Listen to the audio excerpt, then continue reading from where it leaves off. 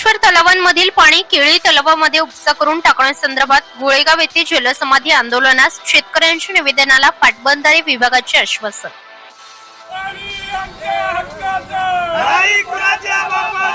सिद्धेश्वर तलावातील पाणी केळी तलावामध्ये उपसा करून टाका या संदर्भाचे निवेदन औंढा तहसीलदार यांना निवेदन देण्यात आले होते।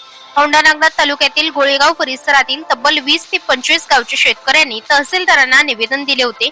मागण्या पूर्ण न झाल्यास मौजे गोळेगाव येथील कॅनॉलमध्ये 11 मे 2026 रोजी जलसमाधी घेणार असल्याचा इशारा देखील निवेदनाद्वारे दिला होता।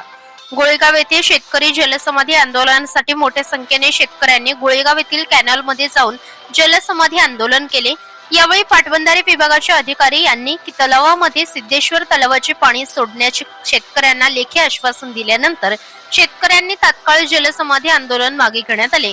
यावेळी केळी तलावाच्या आजूबाजूच्या 20 ते 25 गावच्या शेतकऱ्यांनी या जलसमाधी आंदोलनात सहभाग घेऊन शेतकरी आक्रमक झाल्याचे पाहावयास मिळाले।